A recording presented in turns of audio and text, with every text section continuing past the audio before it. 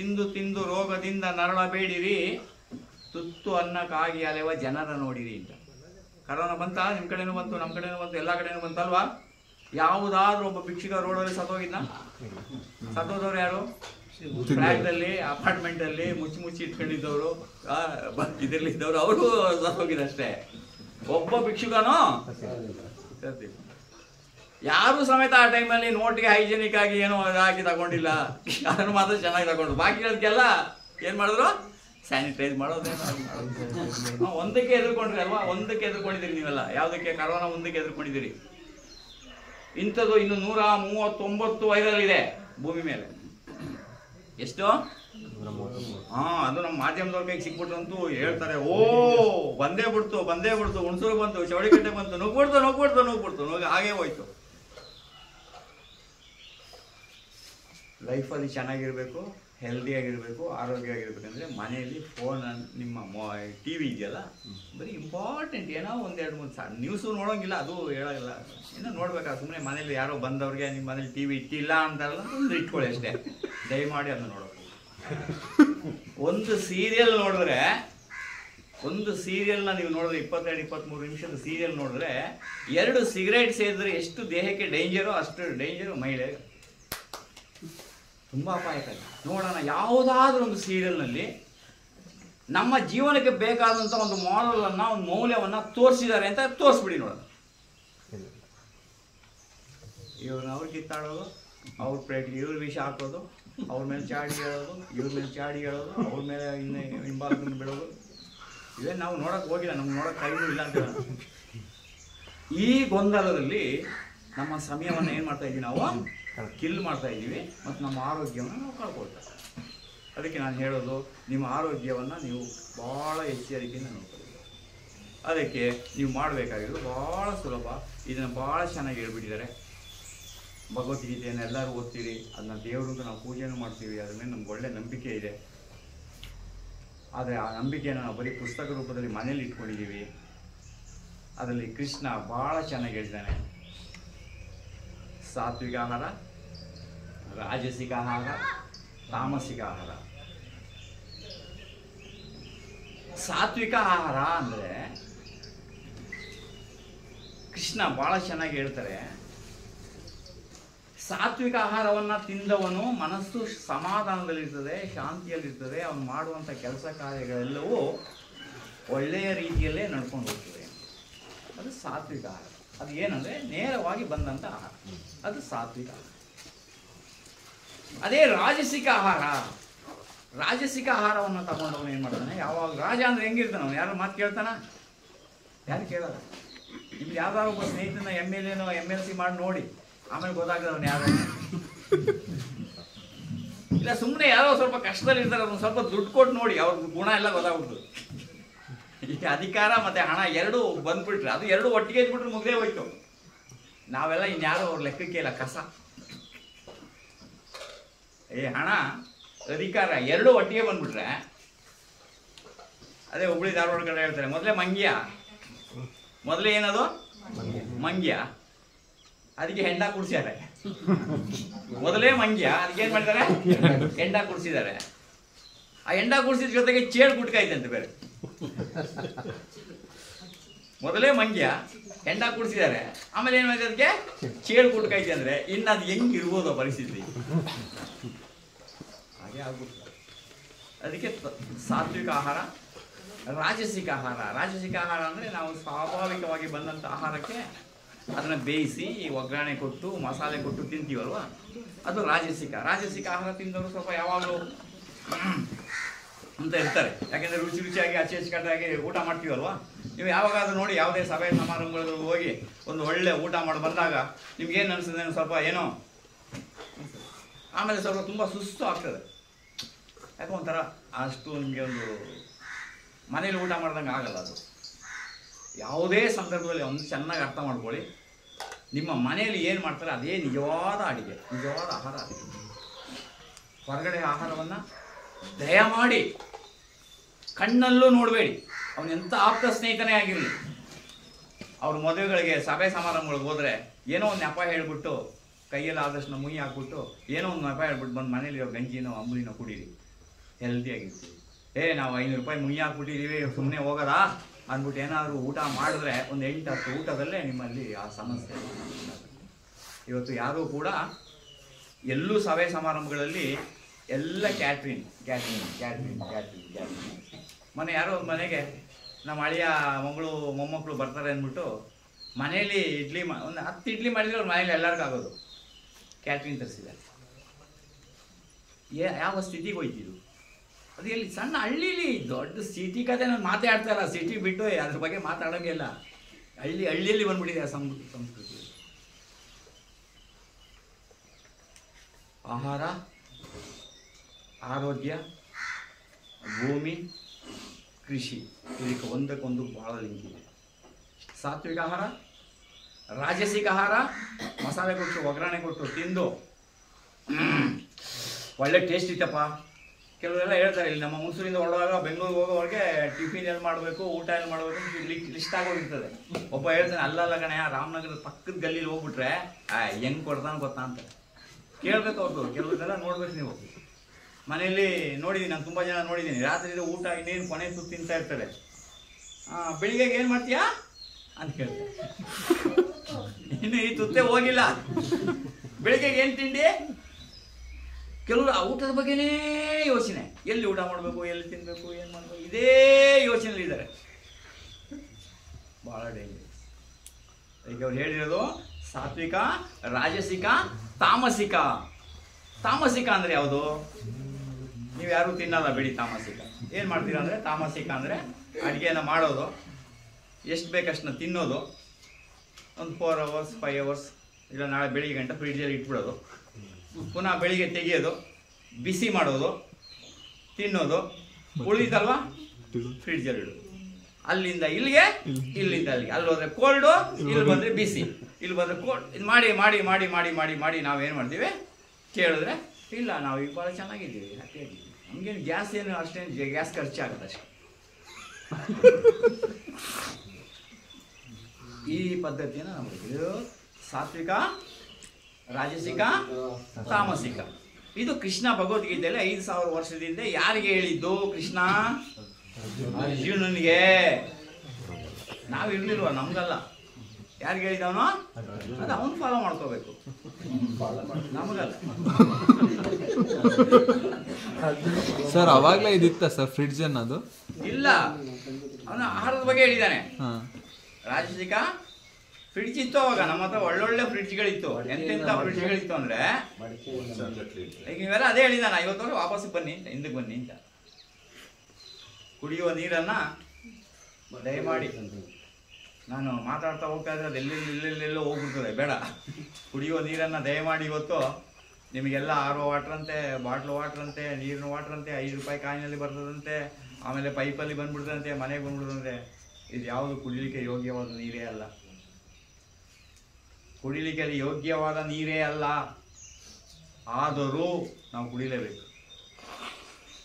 ಅದಕ್ಕೆ ಸರಳವಾಗಿ ನೀವು ಯಾವುದೇ ನೀರನ್ನು ತಗೊಂಡು ಬನ್ನಿ, ನಿಮ್ಮ ಮನೇಲಿ ಒಂದು ಸ್ಟೀಲ್ ಪಾತ್ರೆಯಲ್ಲಿ ಇಟ್ಬಿಟ್ಟು, ಓಪನ್ ಪಾತ್ರೆಯಲ್ಲಿ ಇಟ್ಟು, ಅದಕ್ಕೆ ಒಂದು ತಾಮ್ರದ ಕಡ್ಡಿ ಸಿಕ್ಲಿನಂದರೆ 2 ನುಗ್ಗೆ ಬೀಜ, ಇಲ್ಲದಿದ್ದರೆ ಒಂದು ಲಾವಂಚದ ಬೇರು ಹಾಕಿಬಿಟ್ಟು 1 ದಿನ ಬಿಟ್ಟುಬಿಡಿ.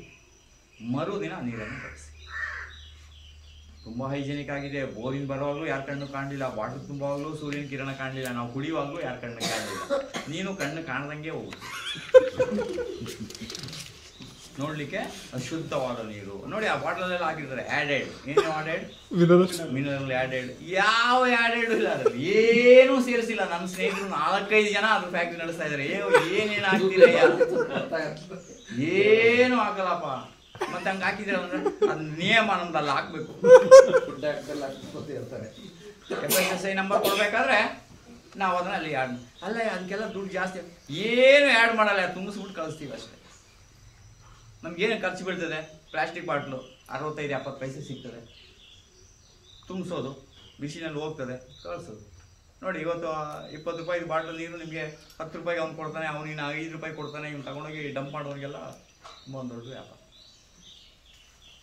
ಹಾಗೆ ಈಗಿನ ದಿನದಲ್ಲಿ, ಇತ್ತೀಚಿನ ದಿನಗಳಲ್ಲಿ ನಾವು ನಿಮಗೊಂದು ಫ್ರೇಮ್ ಮಾಡಿಕೊಟ್ಟಿರೋದು ಈ ತಾಮಸಿಕ, ರಾಜಸಿಕ, ಸಾತ್ವಿಕ ಬಿಡಿ. ಇಲ್ಲಿ ಏನಪ್ಪ ಅಂದರೆ ಅಮೃತಾಹಾರ, ಮೃತಹಾರ, ಪೇತಹಾರ. ಈ ನಮ್ಮ ಕಲಿಯುಗದಲ್ಲಿ ಅದು ದ್ವಾಪರದಲ್ಲಿ ಆಗೋಯ್ತು. ಕೃಷ್ಣ ಹೇಳಿದ್ದು ಅಲ್ಲಿಗೆ ಬಿಡಿ, ಅದು ಕಳೆದೋಯ್ತು, ಹೋಯ್ತದು ಅಲ್ಲಿ. ಈಗ ಇತ್ತೀಚಿನ ದಿನಗಳಲ್ಲಿ ಒಂದು 40-50 ವರ್ಷದಿಂದ 60 ವರ್ಷದಿಂದ ನಮ್ಮ ಗುರು ಮಲ್ಲಾಡಿಹಳ್ಳಿ ರಾಘವೇಂದ್ರ ಸ್ವಾಮೀಜಿಯವರು ನಾವು ಅವರ ಹತ್ರನೇ ಯೋಗ ಕಲಿತಿದ್ದು. ಅವರು ನಮಗೆಲ್ಲ ಕೆಲವು ಭಾಳ ಸರಳವಾದ ವಿಧಾನಗಳನ್ನು ಹೇಳ್ಕೊಟ್ಟಿದ್ದಾರೆ. ಅಲ್ಲಿ ಅಮೃತಹಾರ ಅಂದರೆ ಏನಪ್ಪ ಅಂದರೆ, ಚೆನ್ನಾಗಿ ಅರ್ಥ ಮಾಡ್ಕೊಳ್ಳಿ, ಇದು ಫೌಂಡೇಶನ್. ಈ ಫೌಂಡೇಶನ್ನ ನೀವು ಸರಿಯಾಗಿ ಅರ್ಥ ಮಾಡಿಕೊಂಡ್ರೆ 120 ವರ್ಷ ಯಾರ ಕೈಗೂ ಅಡ ಇಡ್ದೇನೆ ನಮ್ಮ ದೇಹವನ್ನು ನಾವು ಡಾಕ್ಟ್ರಿಗೆ ಅಡ ಇಟ್ಬಿಟ್ಟಿದ್ದೀವಿ. ಡಾಕ್ಟ್ರೇ ನೀನೇ ನನ್ನನ್ನು ಬಚಾವ್ ಮಾಡಬೇಕು ಅಂಥೇಳಿ ನಾವು ನಮ್ಮ ದೇಹವನ್ನು ತಗೊಂಡೋಗಿ ಏನು ಮಾಡಿದ್ದೀವಿ, ಡಾಕ್ಟ್ರಿಗೆ ಗಿರು ಇಟ್ಬಿಟ್ಟಿದ್ವಿ. ಅವ್ನು ಹೇಳ್ದಂಗೆ ನಾವು ಕೇಳ್ತಾ ಇದ್ದೀವಿ ಅಷ್ಟೇ. ಅದೇ ಒಂದು ತಿಳ್ಕೊಳ್ಳಿ, ಅಮೃತ ಆಹಾರ ಅಂದರೆ ಏನಪ್ಪ ಅಂದರೆ, ಪ್ರಕೃತಿಯಲ್ಲಿ ಸಹಜವಾಗಿ ಬಂದಿರ್ತಲ್ಲ. ಸೂರ್ಯನಿಗಿಂತ ದೊಡ್ಡ ಕುಕ್ಕು ಭೂಮಿ ಮೇಲೆ ಯಾರೂ ಇಲ್ಲ. ಸೂರ್ಯನೇ ಎಲ್ಲ ಕುಕ್ ಮಾಡಿ ಕಳಿಸ್ಬಿಟ್ಟಿದ್ದಾನೆ. ಪಪ್ಪಾಯಣ್ಣ ಯಾರಾದ್ರೂ ಒಗ್ಗರಣೆ ಹಾಕೊಂಡಿದ್ದೀರಾ? ಆ್ಯಪಲ್ಗೆ ಒಗ್ಗರಣೆ ಹಾಕ್ತಿದ್ದೀರಾ? ಇಲ್ಲಲ್ಲ, ಅದು ಬೆಂದು ಬಂದಿದೆ ಅಲ್ವಾ? ಸೂರ್ಯನೇ ಬೆಂದು ಕೊಟ್ಟಿದ್ದಾನೆ, ಅದು ನೀವು ತಿನ್ನಲಿಕ್ಕೆ ಇದೆ. ಪ್ರಕೃತಿಯಲ್ಲಿ ಸಹಜವಾಗಿ ಏನು ಬಂದಿದೆ, ಕಡಲೆಕಾಳು, ಹೆಸರುಕಾಳು, ತರಕಾರಿ ಎಲ್ಲವೂ ಏನು ಬಂದಿದೆ ಅದು ನೇರವಾಗಿ ನೀವು ತಿಂದರೆ ಅದು ಅಮೃತ ಆಹಾರ. ಸಾವಿರಾರು ವರ್ಷಗಳಿಂದ ನಮ್ಮ ಜನರ ಇತಿಹಾಸ ತಗೊಳ್ಳಿ. ಅಂದರೆ ನಾವೆಲ್ಲ ಅಲ್ಲಿಗೆ ಹೋಗ್ಬೇಕಂತ ಕೇಳ್ತೀರ ನೀವು. ಗೆಡ್ಡೆ ಗೆಣಸು ತಿಂತಿದ್ರಿ ಕಣಯ್ಯ, ಹಸಿ ತಿಂತಿದ್ರಿ ಕಣಯ್ಯ ಅಂತ ಹೇಳಿದ್ರೆ ನಾವೆಲ್ಲ ಅಲ್ಲಿಗೆ ಹೋಗ್ಬೇಕಂತ ಕೇಳ್ತೀರಿ. ನೀವು ಅಲ್ಲಿಗೆ ಹೋಗಲ್ಲ. ಡಾಕ್ಟ್ರ್ ಹೇಳಿದ್ಮೇಲೆ ಕೇರಳದಲ್ಲಿ ಒಂದು ನೇಚುರೋಪತಿ ಸೆಂಟರ್ಸ್ ತುಂಬ ಇದೆ. ಅಲ್ಲಿ ಒಂದು ವಾರಕ್ಕೆ 1,40,000 ರೂಪಾಯಿ ತಗೊಳ್ತಾರೆ. ಅಲ್ಲೂ ಇದ್ದೇ ಹೇಳ್ಕೊಡೋದು. ಕೇಳಿದ್ರೆ ನಮ್ಮನ್ನೆಲ್ಲ ಏನು ಕಾಡಿನ ಜನಕ್ಕೆ ಕರ್ಕೊಂಡು ಹೋಗ್ತಾ ಇದೆಯಾ, ಹಿಂದಿನ ಜನ ಇದು ಕರ್ಕೊಂಡು ಹೋಗ್ತಾ ಇದೆಯಾ ಅಂತಾರೆ. ನೀವು ಹಿಂದಿನಕ್ಕೆ ಬರಲೇಬೇಕೀಗ, ವಿಧಿ ಇಲ್ಲ, ನೀವೇ ಬರಬೇಕು. ಬರದೇ ಇದ್ರೆ ವಿಧಿ ಇಲ್ಲ. ಈಗ ಪ್ರಕೃತಿಯಲ್ಲಿ ಸಹಜವಾಗಿ ಬಂದಂಥ ಕಡಲೆಕಾಳು, ಹೆಸರುಕಾಳು, ಹಣ್ಣು, ಹಂಪಲ ಏನು ತಿಂತೀರ ನೇರವಾಗಿ ನೀವು ತಿಂದಾಗ ಅದು ಅಮೃತ ಆಹಾರ. ಅದೇ ಆಹಾರವನ್ನ ನೀನು ತಂದು ನೀನು ಹೈಜಿನಿಕ್ ಆಗಿ ಒಳ್ಳೆ ನೀರಲ್ಲಿ ತೊಳೆದು ಒಳ್ಳೆ ಕಂಪನಿ ಮಸಾಲೆ ಪೌಡ್ರೆಲ್ಲ ಹಾಕಿ ಅದನ್ನು ಚೆನ್ನಾಗಿ ಬೇಯಿಸಿ ಅದಕ್ಕೆ ಒಳ್ಳೆ ಉಪ್ಪು ಹಾಕಿ ನಾಲಿಗೆಗೆ ನೆಕ್ಕಿ ನೋಡಿ ಆಮೇಲೆ ಸೋಸಿ ಪ್ಲೇಟಲ್ಲಿ ಹಾಕೊಂಡು ತಿಂತೀಯಲ್ಲ, ಅದು ರಾಜಸಿಕ ಆಹಾರ. ಕೃಷ್ಣ ಹೇಳಿದಾನಲ್ಲ ಅಲ್ಲಿ ರಾಜಸಿಕ ಅಂತ, ಅದೇ ಇಲ್ಲಿ ಆಹಾರ. ಈ ಬೇಯಿಸಿದಾಗ ಏನಾಯ್ತು, ಮೃತ ಆಹಾರ. ಮೃತ ಅಂದ್ರೆ ಏನಾಯ್ತು, ಅದು ಸತ್ವ ಹೋಯ್ತು, ಸತ್ತೋಯ್ತು. 99% ನಮ್ಮ ಜನ ಎಲ್ಲ ತಿಂತಾ ಇರೋದು ಮೃತಾಹಾರ. ಮೃತ ಡೆಡ್ ಬಾಡಿ, ಅಲ್ಲಿ ಏನಿಲ್ಲ. ಅಲ್ಲಿ ತಿನ್ನಕ್ಕೆ ಬಾಯಿಗೆ ರುಚಿ, ಭಾಳ ಸರಾಗ. ಮಲ್ಲಿಗೆ ಇಡ್ಲಿ ಅಂತೆ, ಆಮೇಲೆ ಅಲ್ಲಿ ಅಡಿಗಾಸಲ್ಲಿ ಹೋದ್ರೆ ಅದು ಕೊಡ್ತಾನಂತೆ, ಬೆಣ್ಣೆ ಕೊಡ್ತಾನಂತೆ, ಆ ದೋಸೆಗೆ ಹಾಕ್ಬಿಟ್ಟು ತಿಂದ್ಬಿಟ್ರೆ ಹಂಗೆ ಭಾಳ ಸಂತೃಪ್ತಿ ಆಯ್ತು. ತುಂಬ ವರ್ಷದಿಂದ ನನಗೆ ಆ ವಿದ್ಯಾರ್ಥಿ ಭವನದಲ್ಲಿ ಮಸಾಲೆ ದೋಸೆ ತಿನ್ಬೇಕು ಅಂತ ಆಸೆ ಇತ್ತು, ತಿಂದೆ. ಆ ವಿದ್ಯಾರ್ಥಿ ಭವನ ಕ್ಯೂ ನಿಲ್ಲೋದಿದೆಯಲ್ಲ, ಅದರಷ್ಟು ಟೆನ್ಷನ್ ಇದೆಯಲ್ಲ. ಹೋಗಿದ್ರೆ ಯಾರಾದ್ರು ಬಸವನಗುಡಿ ಹತ್ರ ಹಿಂಗೆ ಹಿಡ್ಕೊಂಡು ಬಂದ್ಬಿಡ ಫ್ಲೈಟ್ ಅಲ್ವಾ, ಹಿಂಗೆ ಹಿಡ್ಕೊಂಡು ಬರ್ತಾನೆ. ಅದೇ ಒಂದು ಬ್ಯಾಲೆನ್ಸ್ ಅದು ಇಟ್ಕೊಂಡು ಟಕ ಟಕ ಟಕ ಟಕ ಟಕ ಟಕ ಬಿಸಾಕ್ತಾನೆ. ಅದನ್ನ ತಿನ್ಬೇಕಾದ್ರೆ 2.5 ಗಂಟೆ ಹೊರಗಡೆ ನಿಂತು, ಅದು SM ಕೃಷ್ಣ CM ಆಗಿದ್ದಾಗ ಒಂದಿನ ಹೋಗಲ್ಲ, ತಿನ್ಬಿಟ್ಟ ಅಂದ್ಬಿಟ್ಟು ಆ ದೋಸೆಗೆ ಮರುದಿನ 10 ರೂಪಾಯಿ ಜಾಸ್ತಿ ಆಗುತ್ತೆ. ಆಯ್ತಾ? ಇದೇನಂತ ಆ ರುಚಿ, ಅದು ಮೃತ, ಸತ್ತೋಯ್ತು. ಅದೇ ಬೇಯಿಸಿದ ಆಹಾರವನ್ನ 4 ಗಂಟೆ ಕಳೆದು ತಿಂದ್ರೆ ಅದು ಪೇತ, ಅಂದ್ರೆ ಭೂತ. ಬಹುತೇಕ ಬೇಕರಿಗಳಲ್ಲಿ ನಿಮ್ಮ ಫ್ರಿಡ್ಜಲ್ಲಿ ಬಿಸಿ ಮಾಡಿ ತೆಗೆದು ಮಾಡ್ತೀರಲ್ಲ, ಅದು ಪೇತ ಆಹಾರ. ಸರಿ, ನಾವು ಇದನ್ನ ತಿಂತಾ ಇದ್ದೀವಪ್ಪ, ನಾವು ಏನು ಮಾಡೋಕ್ಕಾಗ್ತದೆ ಇವಾಗ? ಇವು ನಮ್ಮ ದೇಹದ ಮೇಲೆ ಏನು ಪರಿಣಾಮ ಬೀರ್ತಾ ಇದೆ? ಇದನ್ನೆಲ್ಲ ನಾನು ಯಾಕೆ ಹೇಳ್ತಾ ಇದ್ದೀನಿ ಅಂತ ಹೇಳಿದ್ರೆ, ಇವತ್ತು ನೀವು ನೋಡಿರ್ಬೋದು ಸಣ್ಣ ಮಕ್ಕಳಿಗೆ 10 ವರ್ಷ 12 ವರ್ಷದ ಮಕ್ಕಳಿಗೆ ಟೈಪ್ 1 ಶುಗರು, ಟೈಪ್ 2 ಶುಗರು, ಆಮೇಲೆ ಮಕ್ಕಳಿಗೆ ಅಲರ್ಜಿ, ಕ್ಯಾನ್ಸರು, ಹೇಳಬಾರದ ಕಾಯಿಲೆಗಳೆಲ್ಲ ಬಂದಿದೆ ಇವತ್ತು. ಹೆಸರೇ ಇಲ್ಲ, ಅವರೇ ಹೆಸರು ಕೊಡ್ಕೊಳ್ತಾರೆ ಅದಕ್ಕೆ. ಮಾತ್ರೆ ಬರೀತಾರೆ ಅವರು, ಇದು ತಗೊಳ್ಳಿ. ಈ ಆಹಾರವನ್ನು ನಾವು ತಿನ್ನೋದ್ರಿಂದ ನಮ್ಮ ದೇಹದಲ್ಲಿ ಏನು ಪರಿಣಾಮ ಬೀರ್ತದೆ, ರಿಸಲ್ಟ್ ಏನಾಗ್ತದೆ? ಪ್ರಕೃತಿಯಲ್ಲಿ ಸಹಜವಾಗಿ ಬಂದಂಥ ಆಹಾರವನ್ನು ನಾವು ತಿಂದಾಗ ಅದು ನಮ್ಮ ದೇಹದಲ್ಲಿ ಇರುವಂಥ ಜೀರ್ಣಾಂಗ ಕ್ರಿಯೆಗಳನ್ನು ಬಲಗೊಳಿಸಿ ಅಲ್ಲಿ ಉತ್ಪನ್ನವಾದಂಥ ಜೀವಕಣಗಳು ನಮ್ಮ ದೇಹದಲ್ಲಿ 30 ದಿನ ಬದುಕಿರ್ತವೆ, 30 days ಬದುಕಿರ್ತವೆ.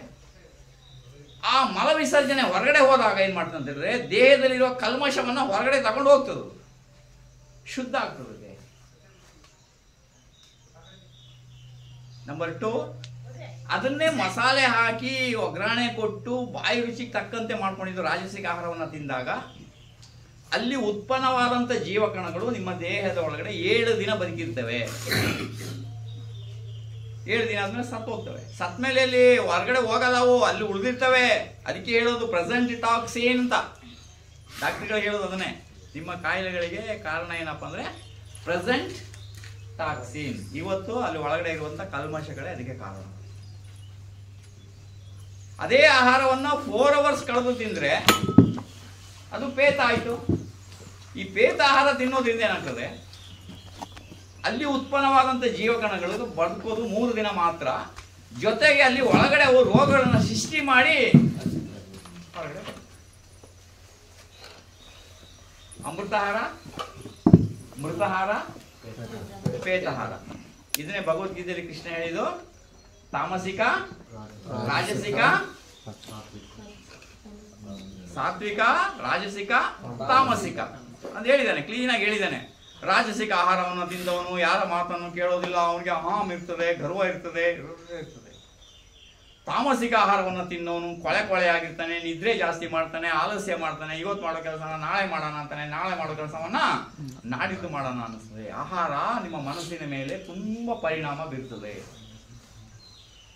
ಆಹಾರದಂತೆ ಮನಸ್ಸು, ಮನಸ್ಸಿನಂತೆ ಕೆಲಸ. ಅದಕ್ಕೆ BM ಹೆಗ್ಡೆ ಬಹಳ ಚೆನ್ನಾಗಿ ಎಕ್ಸಾಂಪಲ್ ಕೊಡ್ತಾರೆ. ಆನೆ ಏನ್ ತಿನ್ನುತ್ತೆ? ಹುಲ್ಲು. ಏನ್ ತಿನ್ನುತ್ತೆ ಆನೆ? ಹುಲ್ಲು. ಎಷ್ಟು ಗಂಭೀರವಾಗಿ ನಿಂತಿರುತ್ತೆ ನೋಡ್ತೀರಾ? 100 ನಾಯಿ ಬೊಗಳಿ, ಅದು ಗೊತ್ತು ಅವು ನಾಯಿ ಏನು ಮಾಡೋಕ್ಕಾಗಲ್ಲ ಅಂತ. ಅದ್ರ ಪಾಡಗದು ಆರಾಮ.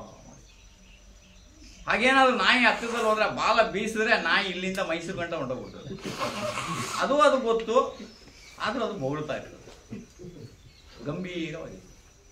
ಅದೇ ಒಂದು ಇಷ್ಟು ಮಾಂಸವನ್ನು ತಿಂದಂತ ಹುಲಿ ಏನ್ ಮಾಡ್ತದೆ? ಅಂತ ಆ ಕಡೆ ಏನಾಗ್ತದೆ? ಓಡಾಡ್ತದೆ. ಮಾಂಸಾಹಾರ ನಮ್ಮ ದೇಹಕ್ಕೆ ಹೇಳಿದ್ದಲ್ಲ. ತಿನ್ನೋರು ನಾನೇನು ಬೇಡ ಅಂತ ಹೇಳೋಕ್ಕಾಗಲ್ಲ, ನಿಮ್ಮ ಇಷ್ಟ. ಆಹಾರ ಯಾರಿಷ್ಟ? ನಿಮ್ಮ ಇಷ್ಟ. ಅದೇ ಪರಿಣಾಮ ಇದು ತಿಳ್ಕೊಳ್ಳಿ ಅಂತ ಅಷ್ಟೇ. ನಮ್ಮ ಬಿಲ್ಟು, ಇದು ದೇಹದ ಬಿಲ್ಟ್ ಯಾವುದು? ಸಸ್ಯಾಹಾರದ್ದು. ಪೆಟ್ರೋಲ್ ಡೀಸೆಲ್ ಗಾಡಿ ತಗೊಳೋಕೆ ಹೇಳ್ತಿರಲ್ವಾ, ಸ್ಟಿಕ್ಕರ್ ಹಾಕ್ತಿರಲ್ವ ಅಲ್ಲಿ, ಪೆಟ್ರೋಲ್ ಡೀಸೆಲ್ ಯಾವುದೋ ಹಾಕ್ಬಿಡ್ತಾನೆ ಅಂದ್ಬಿಟ್ಟು ಅಲ್ಲಿ ಮಾತ್ರ ಹಾಕ್ತೀರಿ. ಇದಕ್ಕೆ ಮಾತ್ರ ಯಾವ್ದು ಬೇಕಾದ್ರೂ ಹಾಕ್ಬೋದು. ಈ ಟ್ಯಾಂಕಿಗೆ ನಡೀತದೆ. ಇವತ್ತು ಶನಿವಾರ ಪರವಾಗಿಲ್ಲ, ನಡೀತದೆ. ಮಧ್ಯಾಹ್ನ ಆಗೋಯ್ತಲ್ಲ, ತಿನ್ಬೋದು. ನಮ್ಮ ಮನೇಲಿ ತಿನ್ನಲ್ಲ ನಾವು, ಇಲ್ಲಿ ಮನೇಲಿ ಹೊರಗಡೆ ಬಂದಿದ್ದೀವಲ್ವ, ನಾವು ಅಡ್ಜಸ್ಟ್ ಮಾಡ್ಕೊಂಡು ಹೋಗುವಂಥ ಗುಣ ನಮ್ಗೆ ಜಾಸ್ತಿ ಇದೆ. ಈ ಅಮೃತಾಹಾರವನ್ನು ನೀವು ಅಭ್ಯಾಸ ಮಾಡಿ. ಈ ಅಮೃತಾಹಾರದ ಬಗ್ಗೆ ಇನ್ನೂ ಶಾರ್ಟ್ ಆಗಿ ಹೇಳೋದಾದ್ರೆ, ಹಿಮಾಲಯದ ಹತ್ತಿರದಲ್ಲಿ 1-2-3 ಸಣ್ಣ ಹಳ್ಳಿಗಳಿದೆ. ಆ ಹಳ್ಳಿಗಳಲ್ಲಿ ಕುಂಜ ಅನ್ನೋ ಒಂದು ಜನಾಂಗ ತುಂಬ ಪ್ರಾಬಲ್ಯ ಇದೆ. ಯಾವ ಜನಾಂಗ? ಕುಂಜ ಅನ್ನೋ ಪ್ರಾಬಲ್ಯ. ಹೇಗೆ ನಮ್ಮ ಕರ್ನಾಟಕದಲ್ಲಿ ಒಕ್ಕಲಿಗರು, ಗೌಡರು, ಲಿಂಗಾಯತರು, ಕುರುಬರು, ನಾಯಕರು ಒಂದು ಕ್ಷೇತ್ರದಲ್ಲಿ ಹೇಳ್ತೀವಲ್ಲ ನಾವು, ಅಲ್ಲಿ ಅವರು ಪ್ರಾಬಲ್ಯ ಜಗಣೆ, ಅಲ್ಲಿ MLA ನಿಲ್ಸಿದ್ರೆ ಗೆಲ್ತಾರೆ ಅವರು. ಹಿಂಗಾಗೋಗಿದೆ ಇವಾಗ.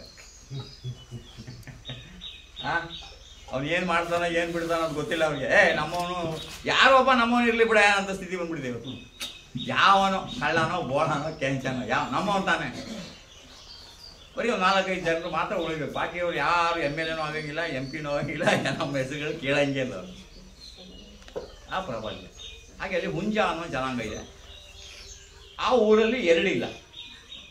ಆ ಊರಲ್ಲಿ ಏನಿಲ್ಲ? 2 ಐಟಮ್ ಇಲ್ಲ. ಒಂದನೇದು ಕರೆಂಟ್ ಇಲ್ಲ, ಎರಡನೇದು ಹಾಸ್ಪಿಟ್ಲ್ ಇಲ್ಲ. ಸುಖವಾಗಿ ನೆಮ್ಮದಿಯಾಗಿ ಆರಾಮಾಗಿದ್ದಾರೆ. ನಾವು ಲೇಔಟ್ ತಗೊಳ್ಬೇಕಾದ್ರೆ ಆ ಲೇಔಟ್ ಅವನೇ ಹೇಳ್ಬಿಡ್ತಾನೆ, between 15 kilometers Apollo, near Jayadeva 2 minutes journey, Harishchandra ಘಾಟ್ಗೆ ಇಷ್ಟು ಅಂತ ಹಾಕ್ತಿತ್ತು. ಅದು ನೋಡೇ ನಾವು ತಗೊಳ್ಳೋದು. ಇದು ಅಪೋಲೋ JSSಗೆ ಹತ್ರ ಅಂತ ಅಲ್ಲಿ ನೋಡೇ ನಾವು ಲೇಔಟ್ ತಗೊಳ್ಳೋದು. ಇಲ್ಲೇ ನೆಗೆಟಿವ್. ಚೆನ್ನಾಗಿರೋರು ಅದೇ ಯೋಚನೆ ಮಾಡೋದು ನೆಗೆಟಿವ್. ಆಫ್ಟರ್ 40 ಆದಮೇಲೆ ಎಲ್ಲ ಚೆಕ್ ಮಾಡಪ್ಪ, ಪೂರಿ ದೇಹವನ್ನು ಚೆಕ್ ಮಾಡ್ಸಪ್ಪ, ಏನಾದ್ರು ಬಂದ್ಬಿಟ್ರೆ ಇನ್ಸೂರೆನ್ಸ್ ಮಾಡಿಸ್ಕೊಳ್ಳಯ್ಯ, ಅದು ಮಾಡಿಸ್ಕೊಳ್ಳಯ್ಯ, ಎಲ್ಲ ಅವರೆಲ್ಲ ಹೇಳ್ಬಿಡ್ತಾರೆ, ನಮ್ಗೆ ಭಯ ಹೆಚ್ಚಿಸ್ತಾರೆ. ಆಮೇಲೆ ಆ ಬೋರ್ಡ್ಗಳಲ್ಲೂ ಅಷ್ಟೇ ಏರ್ಪೋರ್ಟ್ ಪಕ್ಕದಲ್ಲಿ ಹಾಕ್ಬಿಟ್ಟಿದ್ದಾರೆ, ಬೆಂಗಳೂರಿನಲ್ಲಿ 5 ಜನರಲ್ಲಿ 3 ಜನರಿಗೆ ಶುಗರ್ ಇದೆ, ಅದರಲ್ಲಿ ನೀವು ಒಬ್ಬರ. ಇದನ್ನೊಂದು 10 ಸಾರಿ ಓದಿದಾಗ ಇರ್ಬೋದು. ಯಾಕೆಂತ ಹೇಳಿದ್ರೆ ನಮ್ಮ ಮನೇಲಿ 5 ಜನ ಇದ್ದೀವಿ, ಅದರಲ್ಲಿ ಇಬ್ರು ಇರ್ಬೋದಲ್ಲ. ಆಮೇಲೆ ಹೊಸ ಹಾಸ್ಪಿಟ್ಲ್ ಓಪನ್ ಮಾಡಿದಾಗ ಒಂದು 50 ಪ್ರಾಬ್ಲಮ್ಗಳನ್ನ ಬರ್ದ್ಬಿಡ್ತಾರೆ. ನಿಮ್ಗೆ ಹೀಗಿದೆಯೇ, ಎದ್ದು ಕೂತ್ರೆ ಹಿಂಗಾಗ್ತದ, ಎಡಗಾಲ ಜುಮ್ ಆಗ್ತದ, ಬಲಗಾಲ ಜುಮ್ ಆಗ್ತದ, ತಿಂದಿದ ತಕ್ಷಣ ಜೀರ್ಣ ಆಗಲ್ವಾ, ರಾತ್ರಿ ನಿದ್ದೆ ಬರಲ್ವಾ, ಆಮೇಲೆ ಟೆನ್ಷನ್ ಅಲ್ವಾ, ಇದೆಲ್ಲ ಹೇಳ್ಬಿಟ್ಟು ಇದರಲ್ಲಿ 10 ನಿಮಗೆ ಇದರಲ್ಲಿ ಸರಿ ಅಂದರೆ ಈಗ ಆಲ್ರೆಡಿ ನೀವು ಸಮಸ್ಯೆಯಿಂದ ಬಳಲ್ತಿದ್ದೀರಿ ಅಂತ ಅರ್ಥ. ನಾವು ಬನ್ನಿ ನಿಮ್ಮನ್ನು ಸರಿ ಮಾಡಿಕೊಡ್ತೀವಿ. ಈ ಥರ ಏನಾಗಿದೆ ಅಂದರೆ ಒಂದು ದೊಡ್ಡ ಮಾಫಿಯಾ. ಈ ವಿಷಯದ ವರ್ತುಲ ನಿಮಗೂ ನಮಗೂ ಗೊತ್ತಿಲ್ಲದೆ ವಿರೋಧಿಸಕ್ಕೂ ಸಾಧ್ಯವಾಗದೆ ಇರುವಂಥ ಸಂದಿಗ್ಧ ಪರಿಸ್ಥಿತಿಯಲ್ಲಿ ನಾವಿದ್ದೀವಿ. ಅದಕ್ಕೆ ಒಂದೇ ಒಂದು ಉದಾಹರಣೆ ನಾನು ನಿಮ್ಗೆ ಕೊಡೋದು. ನಿಮ್ಮ ಕೈಯಲ್ಲಿ ಮೊಬೈಲ್ ಫೋನ್ ಇದೆ, ಅದ್ರ ನಂಬರ್ ಇವತ್ತು ಎಲ್ಲೆಲ್ಲಿಗೆಲ್ಲ ಬಂದಿದೆ ಅಂತ ಹೇಳಿದ್ರೆ ಪ್ರತಿ ಒಂದಕ್ಕೂ ಆ ನಂಬರ್ ನಾವು ಇವತ್ತು ಕೊಡಲೇಬೇಕು. ಅದು ಜೀವಂತ ಇರಬೇಕಾದ್ರೆ ಕರೆನ್ಸಿ ಹಾಕ್ಸ್ಲೇಬೇಕು. 2 ದಿನ ಇಲ್ಲ ಅಂತ ಹೇಳಿದ್ರೆ ಇನ್ಕಮಿಂಗು ಇಲ್ಲ, ಔಟ್ ಗೋಯಿಂಗು ಇಲ್ಲ, ಕೊನೆಗೆ ನಿಮಗೆ ಗ್ಯಾಸು ಇಲ್ಲ, ಯಾವುದು OTP ಬರೋಲ್ಲ, ಬ್ಯಾಂಕ್ಗಳಲ್ಲೂ ಕೆಲಸ ಆಗಲ್ಲ, ಇಲ್ಲೋ. ಹೌದಾ? ಇದು ಹೆಂಗೆ ಸಿಕ್ಕಿದ್ದಾರೆ ಹೇಳಿ ನಿಮ್ಮನ್ನ?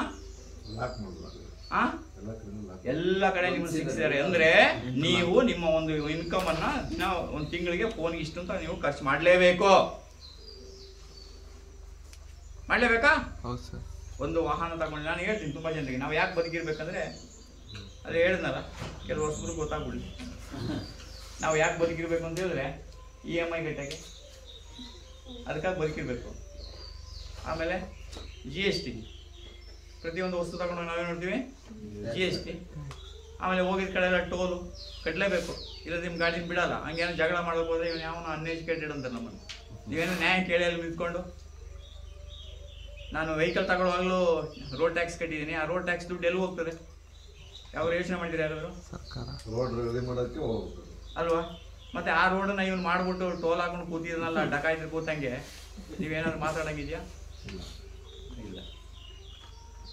ಆಮೇಲೆ ಇದೆಲ್ಲ ಕಟ್ಟಾಗಿ ಬದುಕಿರ್ಬೇಕಂದ್ರೆ ಮಾತ್ರೆ ನುಂಗೋದು ಬದುಕಿರ್ಬೇಕು, ಇನ್ನು ಯಾವುದಕ್ಕೂ ನಾವಿಲ್ಲಿ ಅವಶ್ಯಕತೆ ಇಲ್ಲ. ಹಾಗೆ ಈ ಅಮೃತಹಾರ ಪೇತಹಾರ ಆ ಜನಾಂಗ ಅಲ್ಲಿ 2 ಇಲ್ಲ ಅವ್ರ ಹತ್ರ. ಒಂದು ಕರೆಂಟ್ ಇಲ್ಲ, 2ನೇದು ಹಾಸ್ಪಿಟಲ್ ಇಲ್ಲ. ಕರೆಂಟು ಎಲ್ಲಿ ಬಳಸ್ಕೋಬೇಕು ನಾವು ಅಲ್ಲಿ ಬಳಸ್ಕೋತಾ ಇಲ್ಲ. ಇವತ್ತು ಒಂದು 50 ವರ್ಷದ ಹಿಂದೆ ನೀವು ನೋಡ್ಬೋದು, ಎಲ್ಲರಿಗೂ ಕನ್ನಡಕಗಳ ಸಂಖ್ಯೆನೇ ಕಡಿಮೆ ಇತ್ತು. ಕನ್ನಡಕಗಳ ಸಂಖ್ಯೆ ಕಡಿಮೆ ಇತ್ತು. ನಾವೆಲ್ಲ ಸೀಮಣೆ ಬುಡ್ಡಿಲೇ ಓದಿರೋದು. ಹೈಸ್ಕೂಲ್ ಬರೋವರೆಗೂ ನಾವೆಲ್ಲ ಸೀಮಣೆ ದೀಪ ಕೇಳಿದ್ದೀರಾ? ಮಕ್ಕಳಿಗೆಲ್ಲ ನೀವು ತೋರಿಸ್ಕೊಡ್ಬೇಕನ್ನ, ಇದು ಸೀಮಣೆ ದೀಪ, ಅದರಲ್ಲೇ ಓದಿರೋದು. ಚೆನ್ನಾಗಿದ್ರು ಆಗ. ಆಮೇಲೆ ಏನಾಯಿತು, ಕರೆಂಟ್ ಬಂತು, ಫುಲ್ಲು ಬ್ರೈಟು. ಅದು ನೋಡಿ ಅದರಲ್ಲಿ ಇವ್ರು ಯಾವುದ್ಯಾವುದೋ ಬಲ್ಬ್ಗಳು ತಂದರು, ಆ ಬಲ್ಬ್ಗಳು ತಂದರು, ಈ ಬಲ್ಬ್ಗಳು ತಂದರು. ನಮ್ಮನ್ನು ಏನು ಮಾಡಿದ್ರು, ಎಲ್ಲ ಇವರ ಇದಕ್ಕೆ ಸಿಕ್ಕಾಕ್ಬಿಡೋದು. ಹೀಗೆ ಆ ಅಮೃತಹಾರ ಪೇತಹಾರ ಇವು ನಮ್ಮ ಮೇಲೆ ತುಂಬ ಪರಿಣಾಮ ಬೀರಿದ್ರೆ. ಈಗ ನಿಮಗೆ ಅಮೃತಹಾರದ ಬಗ್ಗೆ ಒಂದು ಪರಿಚಯ ಆಗ್ತದೆ. ಇಲ್ಲಿ ಯಾವುದೇ ಸುತ್ತಮುತ್ತ ಯಾವುದೇ ಕ್ಯಾಂಟೀನ್ ಇಲ್ಲ. ಆ ಹುಂಜ ಅನ್ನೋ ಜನಾಂಗ ಅಲ್ಲಿ 2 ಇಲ್ಲ, ಒಂದು ಕರೆಂಟ್ ಇಲ್ಲ, ಇನ್ನೊಂದು ಹಾಸ್ಪಿಟ್ಲ್ ಇಲ್ಲ. ಯಾಕೆ ಹಾಸ್ಪಿಟ್ಲ್ ಇಲ್ಲ ಅಂದರೆ ಅಲ್ಲಿ ಯಾರು ರೋಗಿಷ್ಠರಿಲ್ಲ ಅಲ್ಲಿ. ಆದರೆ ಅವರ ಆಹಾರ ಪದ್ಧತಿ ಏನಪ್ಪ ಅಂದರೆ ಅಲ್ಲೂ ಸಂತೆ ಮಾಡ್ತಾರೆ, ವ್ಯವಸಾಯ ಮಾಡ್ತಾರೆ, ಎಲ್ಲ ಮಾಡ್ತಾರೆ. ಅವರು ಎಲ್ಲ ಆರಾಮಾಗಿ ಖುಷಿಯಾಗಿ ಹ್ಯಾಪಿಯಾಗಿದ್ದಾರೆ. 2 ಇಲ್ಲ ಅಷ್ಟೇ, ಒಂದು ಹಾಸ್ಪಿಟ್ಲ್ ಇಲ್ಲ, ಕರೆಂಟ್ ಇಲ್ಲ. ಕರೆಂಟ್ ಇಲ್ಲ ಅಂದಾಗ ನಾವೇನು ಮಾಡ್ತೀವಿ, ಬೇಗ ಮಲಗ್ತೀವಿ. ಹಾಸ್ಪಿಟ್ಲ್ ಇಲ್ಲ ಅಂತಂದ್ಮೇಲೆ ನಮಗೆ ರೋಗನೇ ಇಲ್ಲ ಅಲ್ವಾ, ಖುಷಿಯಾಗಿರ್ತೀವಿ. ಅಲ್ಲಿ ಪ್ರತಿಯೊಬ್ಬರು ವ್ಯವಸಾಯ ಮಾಡ್ತಾರೆ, ಎಲ್ಲ ಕೃಷಿ ಚಟುವಟಿಕೆ ಇದೆ ಅವರಿಗೆ. ಆದರೆ ಅವ್ರು ಯಾರೂ ಕೂಡ ಯಾವುದೇ ಆಹಾರವನ್ನು ಬೇಯಿಸಿ ತಿನ್ನಲ್ಲ. ಎಲ್ಲ ಸಂತೆ ನಡೀತದೆ. ನೀನು ಕುಂಬಳಕಾಯಿ ಬೆಳೆದಿದ್ರೆ ಅವನ ಹತ್ರ ಕೊಟ್ಬಿಟ್ಟು ಸೋರೆಕಾಯಿ ತಗೊಳ್ಳೋದು, ನೀನು ಕಡಲೆಕಾಳು ಬೆಳೆದಿದ್ರೆ ಅವನ ಹತ್ರ ಹೆಸರು ಕಾಳು ತಗೊಳ್ಳೋದು, ವಿನಿಮಯ ಮಾಡ್ಕೊಳ್ಳೋದು. ನಮ್ಮಲ್ಲೂ ಅದೇ ತಾನೇ ಇದ್ದೀವಿ ಮೊದಲು. ನಿಮ್ಮ ಮನೆಯವ್ರು ಏನಾದ್ರು ನಿಮ್ಮ ಮನೇಲಿ ಏನಾದರೂ ಹೆಚ್ಚಾಗಿರೋ ಟೊಮೆಟೊನ ಕೊಟ್ಟರೆ ಅವ್ರು ನಿಮ್ಗೆ ಏನು ಮಾಡೋರು ಅಂದರೆ ಯಾವುದಾದ್ರು ಒಂದು ಕಿತ್ಲೆಯನ್ನು ಕೊಟ್ಟು ಕಳಿಸೋರು. ನೀವು ಒಂದು ಬಾಟ್ಲಲ್ಲಿ ತುಪ್ಪ ಕೊಟ್ಟು ಕಳಿಸಿದ್ರೆ ಅವ್ರು ಏನು ಮಾಡೋದು ನಿಮಗೆ ಸಕ್ಕರೆ ಕೊಟ್ಟು ಕಳಿಸೋರು, ಬೆಲ್ಲ ಕೊಟ್ಟು ಕಳಿಸೋರು. ಈ ಥರ ವಿನಿಮಯ ಇತ್ತು ಅಲ್ವಾ? ಖಾಲಿ ಕೊಡಬಾರ್ದು ಅಂತ ಅದರದ್ದು ಸಂಪ್ರದಾಯ ಅರ್ಥ. ಈಗ ಡಬ್ಬ ಕೊಟ್ಟರೆ ಹೆಚ್ಚಾಗೈತೆ, ಖಾಲಿ ಬ್ಯಾಗ್ ಕೊಡ್ತೀವಲ್ವಾ, ಆ ಬ್ಯಾಗ್ ವಾಪಸ್ ಕೊಟ್ಟರು ಸಾಕಾಗೈತೆ. ಮತ್ತೆ ಇಷ್ಟು ಇದೆಲ್ಲ ನಿಮ್ಮ ಮನೇಲಿ ಹಸು ಜಾಸ್ತಿ ಇದೆ, ನಿಮ್ಮ ಮನೇಲಿ ತುಪ್ಪ ಮಾಡಿ ಇಟ್ಟಿದ್ದೀರಿ ಅಂದರೆ ಆ ನೆಂಟ್ರ ಮನೆಗೆ ಹೋದಾಗ ನೀವು ತುಪ್ಪ ತಗೊಂಡು ಕೊಟ್ಟರೆ ಅವರು ಅದನ್ನ ಅವ್ರ ಪಾತ್ರೆಗೆ ಹಾಕೊಂಡು ಅಥವಾ ಬೇರೆ ಒಂದಕ್ಕೆ ಹಾಕೊಂಡು ಅವ್ರು ನಿಮಗೆ ಜೇನು ಕೊಡೋರು. ನೆನಪಿದೆ ಇದೆಲ್ಲ? ನಾವು ಹೇಳ್ತೀವಿ ಅವರೆಲ್ಲ ಅವ್ರಿಗೆ ಎಲ್ಲ ಅನ್ಎಜುಕೇಟೆಡ್ಸು, ಅವ್ರಿಗೆ ಏನು ಗೊತ್ತಿತ್ತು, ಅವ್ರಿಗೆ ಏನು ಗೊತ್ತಿರಲಿಲ್ಲ ಅಂತ. ಆ ಸಂಪತ್ತು ಇದೆಯಲ್ಲ ನಿಮ್ಮ ಇದು ಅಲ್ಲೇ ಇರೋದೆಲ್ಲ, ಅಲ್ಲೇ ಒಳಗಿರೋದೆಲ್ಲ. ಹಾಗೆ ಅವರಲ್ಲಿ ಅವರು ಪ್ರತಿಯೊಬ್ಬರು ತಿನ್ನೋದು ಅಮೃತಾಹಾರವನ್ನೇ. ಅಲ್ಲಿ ಎಲ್ಲರೂ ಬದುಕಿರೋದು 120, 130 ವರ್ಷ. ಯಾರು ಹಗಲೊತ್ತು ಸತ್ತಿಲ್ಲ, ರಾತ್ರಿ ನಿದ್ದೆಲೇ ಸ್ವರ್ಗಸ್ಥರಾಗಿರೋದು. ನಮ್ಮಂಗೆ ತಗೊಂಡೋಗಿ ಹಾಸ್ಪಿಟ್ಲಿಗೆ ಸೇರಿಸಿ ಅಲ್ಲಿ ಬಂದು ಇಲ್ಲಿ ಬಂದು ಅಲ್ಲಿ ಕುಯಿಸ್ಕೊಂಡು ಅಲ್ಲಿ ಆಗಲ್ಲ ಅಂದ್ರೂ ಐಸಿಯುನಲ್ಲಿ ಇಟ್ಟಿರ್ತಾನೆ. ಈ ಐಸಿಯು ಏನು ಗೊತ್ತಾ, ನಾವು ಮಾಡಬಾರದೆಲ್ಲ ಮಾಡಿ ಇದ್ದಾಗ ಭಗವಂತ ಮೇಲ್ಗಡೆ ಹೇಳ್ತಾನೆ ICU. ಏನು ICU ಮಾಡ್ದೆಲ್ಲ ಮಾಡ್ತಾರೆ. ನೋಡಿ ತುಂಬಾ ಜನ ಇದ್ದಾರೆ, ಪೊಲಿಟಿಷಿಯನ್ಸ್ ಎಲ್ಲ ಇದ್ದಾರೆ, ಅಧಿಕಾರಿಗಳಿದ್ದಾರೆ, ಏನೇನು ಮಾಡ್ತಾರೆ ಅಂದ್ರೆ ಬಿಟ್ಬಿಡಿ ಅವ್ರನ್ನ, ಕೊನೆಗೆ ಅವ್ರನ್ನ ಎಲ್ಲ ನೀವು. ಹಾಗೆ ಈ ಆಹಾರವನ್ನ ಈಗ ನಿಮ್ಗೆ ಇಲ್ಲಿ ಅಭ್ಯಾಸ ಮಾಡಿಸ್ತೀವಿ. ಇದನ್ನ ನೀವು ಮನೆಗೆ ಹೋಗ್ಬಿಟ್ಟು ದಯಮಾಡಿ ಒಂದು ರಿಕ್ವೆಸ್ಟ್ ಮಾಡ್ಕೊಳ್ಳೋದು ನಾನು, ವಾರದಲ್ಲಿ ಒಂದು ದಿನ ಅಥವಾ ದಿನದಲ್ಲಿ ಒಂದು ದಿನ ಇದನ್ನು ಮನೆಯಲ್ಲಿ ಅಭ್ಯಾಸ ಮಾಡಿ. ಇದು ಮಾಡೋದ್ರಿಂದ ನಿಮ್ಮ ದೇಹದಲ್ಲಿ ಎಂಥ ಬದಲಾವಣೆ ಆಗ್ತದಂದರೆ, ನಮ್ಮ ದೇಹದಲ್ಲಿರುವಂಥ ಎಲ್ಲ ರೋಗ ರುಜಿನಗಳನ್ನ ಹೊರಗಡೆ ಹಾಕಬೇಕಾಗಿರೋದು ಆಹಾರ ಮತ್ತು ಉಸಿರು. ಅದಕ್ಕೆ ಹೇಳೋದು mind is god of all sense but breath is god of all mind ಅಂತ ಹೇಳಿ. ಉಸಿರು ಎಲ್ಲದಕ್ಕಿಂತ ಪ್ರಧಾನ. ನೀವು ದೀರ್ಘ ಉಸಿರು ತಗೊಂಡು ನಿಧಾನದ ಉಸಿರನ್ನು ಬಿಟ್ಟಾಗ ನಿಮ್ಮ ದೇಹದಲ್ಲಿರೋ ಟಾಕ್ಸಿನ್ ಅನ್ನು ಶುದ್ಧ ಮಾಡೋದೇ ಉಸಿರು. ನಿಮ್ಮ ಮಲಮೂತ್ರ ಬೆವರಿನ ಮೂಲಕ ನಿಮ್ಮ ದೇಹ ಶುದ್ಧ ಆಗೋದು 5%. ನೀವು ದಿನ ಸ್ನಾನ ಮಾಡ್ತಾ ಇದ್ದೀನಿ, ದಿನ ಟಾಯ್ಲೆಟ್ಗೆ ಹೋಗ್ತಾ ಇದ್ದೀನಿ, ಕಣ್ಣಲ್ಲಿ ಕ್ಯೂ ತಗೊಳ್ತಾ ಇದ್ದೀನಿ, ತಲೆ ಬಾಚ್ಕೊಳ್ತಾ ಇದ್ದೀನಿ, ಮೈ ಸೆಂಟ್ ಹಾಕೊಳ್ತಾ ಇದ್ದೀನಿ ಅಂದರೆ ನಿಮ್ಮ ದೇಹ ಶುದ್ಧ ಆಗಿರೋದು ಬರೀ ಎಷ್ಟು 5%. ನಮ್ಮಲ್ಲಿ ಒಡಿಶಾದವ್ರು ಇದ್ದಾರೆ, ಅವ್ರು ಬೆಳಿಗ್ಗೆ ಸಾಯಂಕಾಲ 2 ಟೈಮ್ ಸ್ನಾನ ಮಾಡ್ತಾರೆ. ನಮ್ಮವರು ಸ್ನಾನ ಮಾಡೋಕ್ಕೆ ರಜೆ ತಗೋತಾರೆ.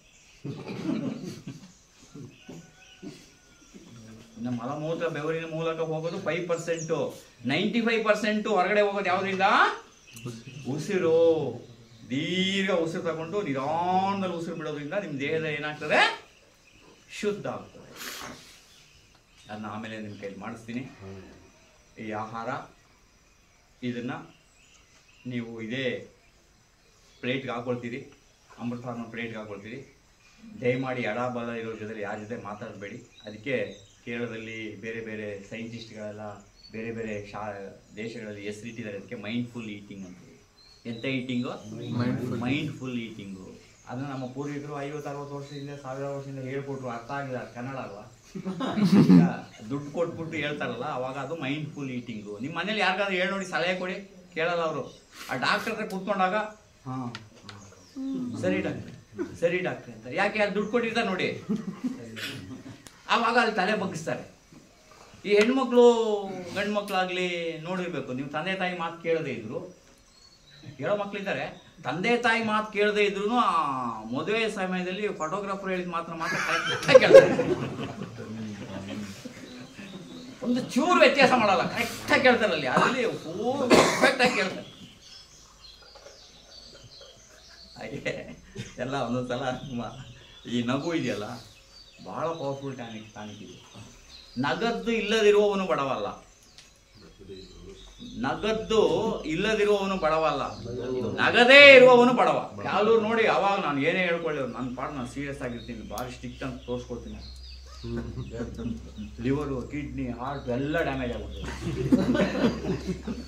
ಕೆಲವರು ಹೇಳ್ದಲ್ಲ, ಒಬ್ಬ ಏನೇನೋ ಮಾಡಿ ಕೆಟ್ಟೋದ ಅಂದ್ರೆ ಇಲ್ಲಿ ಒಬ್ಬನ ಸುಮ್ಮನೆ ಕೂತ್ ಕೆಟ್ಟೋದ. ಅವನು ಮಗ ಮಾಡಬಾರ್ದೆಲ್ಲ ಮಾಡಿ ಎಲ್ಲ ಅಡ್ಡಾಡ್ಕೊಂಡು ಬಂದು ಕೆಟ್ಟೋದ ಕಣಯ್ಯ ಇವನು.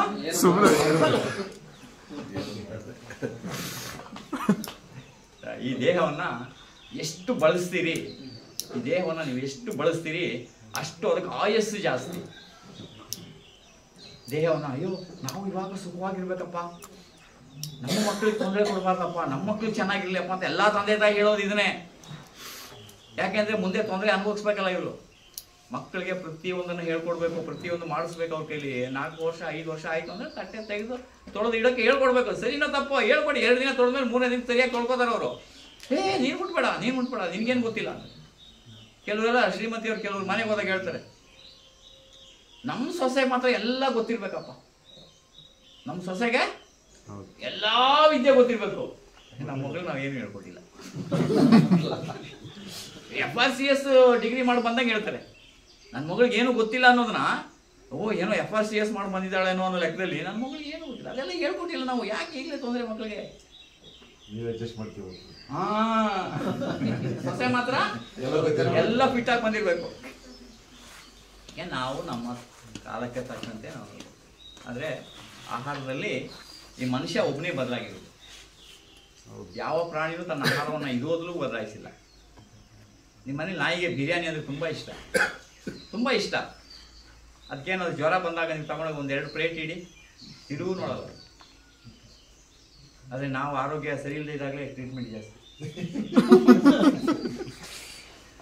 ಏನೆಲ್ಲ ಬಾದಾಮಿ ಕುಡಿಸೋದೇನು, ರಾಗಿ ಮುದ್ದೆ ಮಾಡಿಸೋದೇನು, ಬಿಸಿಯಾಗಿ ತಿನ್ನಿಸೋದೇನು, ಆಮೇಲೆ ಉಪ್ಪೇಸಿ ಸಾರು ಮುಗಿಸೋದೇನು, ಆಮೇಲೆ ಖಾರವಾಗಿ ರೊಟ್ಟಿ ಮಾಡಿಕೊಡೋದೇನು. ಅದಕ್ಕೆ ಹೇಳ್ತಾರೆ ಆಯುರ್ವೇದ ಫೌಂಡೇಶನ್ ಇದೆ, ರೋಗದ ಸಮಯದಲ್ಲಿ ರೋಗಿಗೆ ನೀಡುವ ಆಹಾರ, ರೋಗದ ಸಮಯದಲ್ಲಿ ರೋಗಿಗೆ ನೀಡುವ ಆಹಾರ ರೋಗಿಗಿಂತ ರೋಗಕ್ಕೆ ಪುಷ್ಟಿ. ಒಳ್ಳೆ ಪರಾಕ್ರಮ.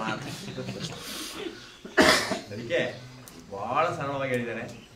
ಅದು ಮುಂದೆ ನಾನು ಕ್ಲಾಸಲ್ಲಿ ಹೇಳ್ತೀನಿ. ನಾನು ಈ ಭೂಮಿ ಮೇಲೆ ಒಂದು ದೊಡ್ಡ ಔಷಧಿ ಇದೆ ಅಂದರೆ, ದೊಡ್ಡ ಔಷಧಿ ಭೂಮಿ ಮೇಲೆ ಇದೆ ಅಂದರೆ ಅದು ಉಪವಾಸ.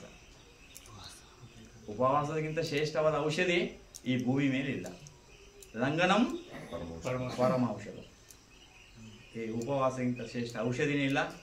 ಆಮೇಲೆ ಇನ್ನೊಂದು ಯೋಗ ಹೇಳ್ಕೊಡ್ತೀನಿ ನಾನು. ಅದನ್ನು ನೀವುಗಳು ಲೈಫ್ ಲಾಂಗ್ ಖುಷಿಯಾಗಿರ್ಬೇಕಂದ್ರೆ ಅದೊಂದು ಎಕ್ಸಸೈಸ್ ಮಾಡಬೇಕು. ಅದು ಯಾವಾಗ ಮಾಡಬೇಕು ಅಂತ ಹೇಳ್ತೀನಿ. ಹೀಗೆ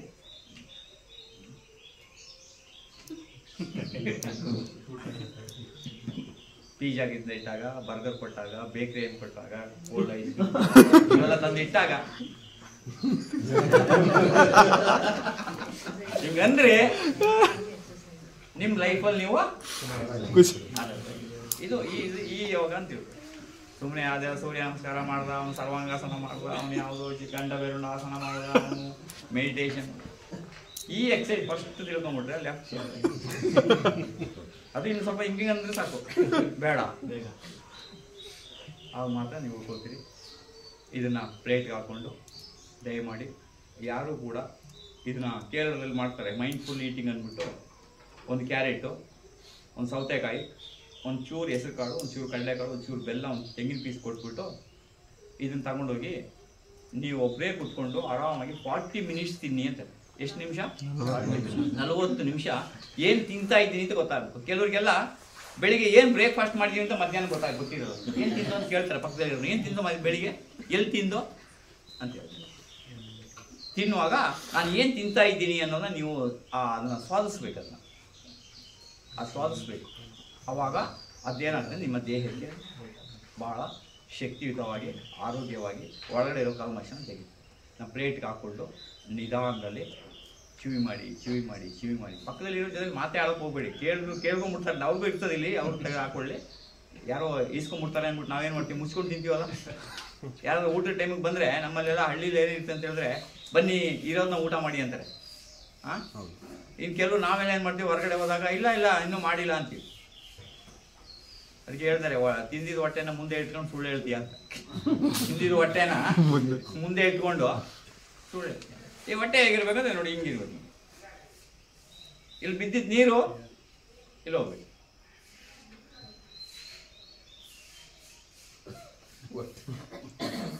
ಹಂಸ ಥರ ಇರಬಾರ್ದು, ಸ್ಟ್ರೈಟ್ ಇರಬೇಕು. ನೈಸ್ ರೋಡಲ್ಲಿ ಫುಲ್ಲು ನೋಡಿ, ಮೈಸೂರು ಬೆಂಗಳೂರಿಗೆ ಒಂದು ಹಂಸ ಇದೆಯಾ ಸಣ್ಣ ಅಂತ ಹೋಗ್ಬೋದು. ಈ ಹಂಸ ಬಂತು ಅಂದರೆ ಇಲ್ಲಿ ಏನಾದರೂ ಈ ಎಫ್ ಡಿ, ಇದಕ್ಕೆ ಎಫ್ ಡಿ ಅನ್ನೋ ನಾವು, ಈ ಎಫ್ ಡಿ ಕಮ್ಮಿ ಆದರೆ ಬ್ಯಾಂಕಲ್ಲಿರೋ ಎಫ್ ಡಿ ನಾವೇ ತಿನ್ಬೋದು. ಈ ಎಫ್ ಡಿ ಏನಾದರೂ ಜಾಸ್ತಿ ಆದರೆ ಬ್ಯಾಂಕಲ್ಲಿರೋ ಎಫ್ ಡಿ ಡಾಕ್ಟರ್ ತಿಂತಾನೆ. ಇಷ್ಟೇ ವ್ಯತ್ಯಾಸ.